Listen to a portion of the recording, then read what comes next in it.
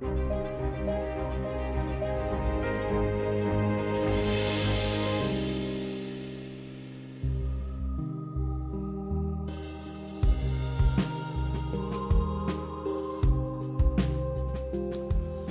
we find a new gallery, at least for TFAF in Maastricht.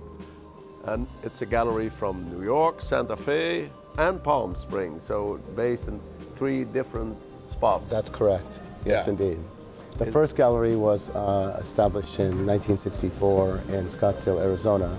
My mother opened, and then the other venues followed over the decades. Okay. But New York is the primary venue now. And always with the same style of art? Yes, abstract expressionism, and with a focus on what we call color field painting or Washington School painting. Okay. Most of the examples are from the 1950s, 60s, and 70s. Well, now you are TFAF Maastricht. Did you think before about it already, and why you come now to 2020? Yes, well, first of all, we find it a privilege and an honor to participate and to have been selected. We wanted to introduce what the board thought was a void, basically, in this fair of this particular genre. Certainly you have a lot of American clients, but here you can also meet Europe. Exactly. We have a great established presence of clientele in America, and now that the fact that we'll move from Maastricht here in March and go to TFAF New York in May, it's just a great collaboration to move from one venue to the other. But you're right, it's an international audience that doesn't recognize us as much as they do and will do in these 10 days that we're here. By the way, how do you like Maastricht?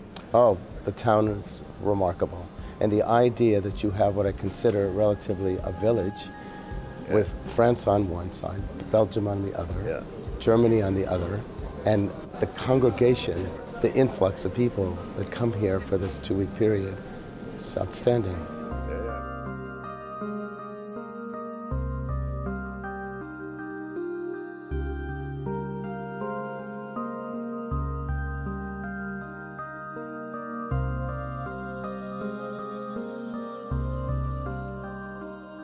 And looking to, for example, this piece of art, can you tell something about it?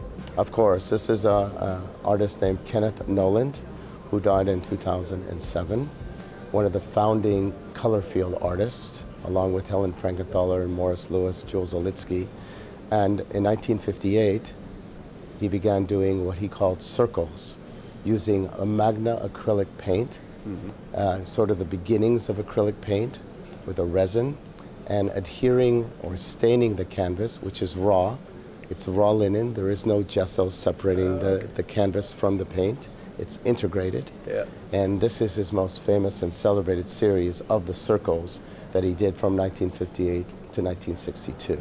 All right. And this is a prime example of that particular series. And this one here behind me? Adolf Gottlieb was really mentored by an artist named Milton Avery, an estate we handle, and probably an artist that we'll introduce here next year, if we're so fortunate to be accepted a second time.